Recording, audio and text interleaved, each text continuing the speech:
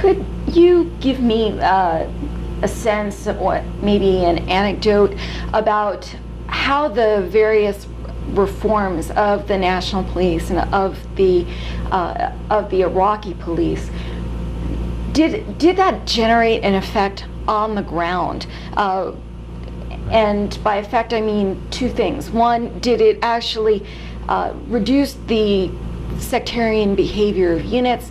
And two, did it actually contribute to security in a particular area? Could you take a Right. district of Baghdad, perhaps, and talk about that? Well, I think in Baghdad you could see very clearly now I wouldn't attribute it all to the National Police. I mean, it's a variety of factors. The National Police were an important part.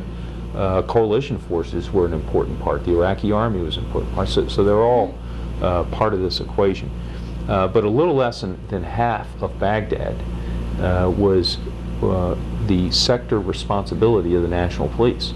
So the Iraqi army had, I would guess, about 55–60% of the sectors in Baghdad. The National Police had the other portion. You know, a year ago, a good day in Baghdad was 50 attacks, or if you broke 50, you know, that was a pretty good day. In the 40s. You know, today, as I was leaving the last week, the numbers of attacks in Baghdad were down to 2, 3. You know, a very, very small number that most people, you know, would not have imagined in the environment we were in last year. So a portion of that credit has to go to the National Police. That clearly, in those sectors that they were in, you saw marked decreases in violence. You saw decreases in sectarianism.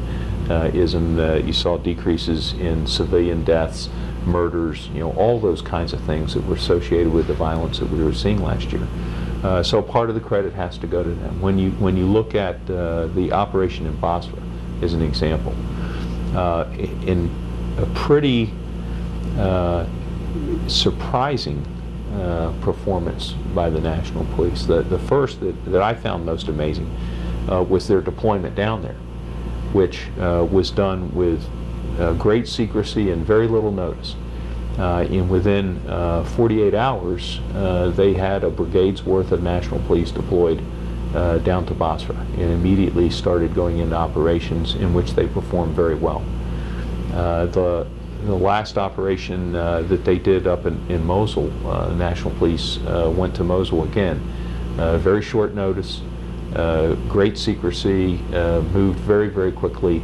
In a couple days had their forces on the ground and operating up in Mosul, and had such a huge impact on the population. When they got to the end of that phase where they then redeployed, the local people were unhappy with the fact that the National Police were leaving because they were so pleased with their performance. In fact, had a demonstration to protest the fact the National Police were leaving, which if I'd told you that a year ago, nobody would have believed that. And again, this is a predominantly Sunni area that these National Police were operating in. So it changed that dynamic quite a bit. But you know, you see lots of examples, and you, I wouldn't oversell the direct relationship between levels of violence and that National Police unit, because there's so many complex factors. But at the same time, I would tell you, you can't discount the fact that these things are occurring in sectors where the National Police are responsible. Do the operations in Mosul and Basra portend a National Police that will deploy largely out of Baghdad in the future? Yeah, clearly the last phase, this is really a 4-phase kind of reform effort that the ministry is doing. The third phase is using the Italian Carabinieri to do some training to raise the level of professionalism of the police. But the last phase is to geographically disperse the National Police so that they're spread around the country.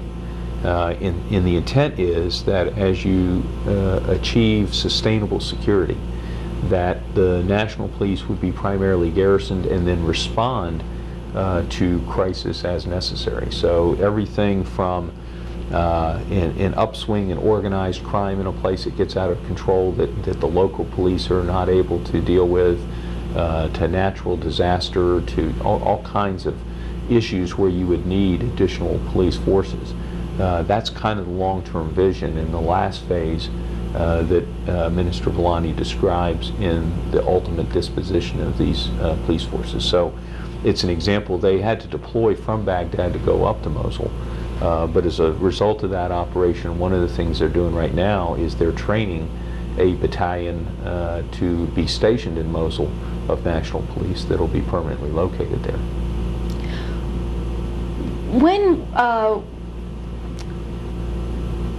What are the other visions that Minister Vellani has, and also General Hussein has, for the future of the National Police Force?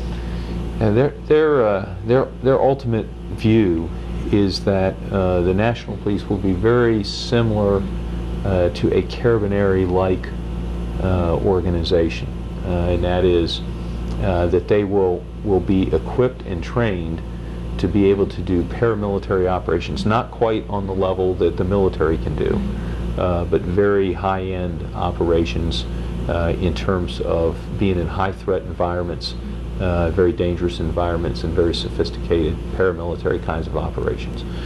And that includes equipping with better mobility in terms of vehicles.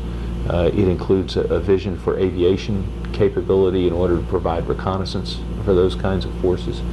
And it includes also being trained in everything down to counter-drug operations, which they anticipate, along with organized crime, will be a big mission for them in the future, down to being able to do local policing when necessary.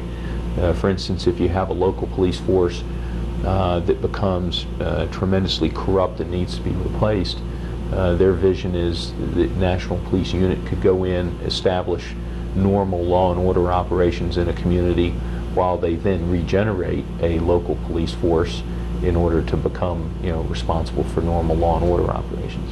So I mean, all of that's in their vision, which obviously is going to take a number of years to be able to do. But it's very interesting that they have such a well-defined vision for where they want to go.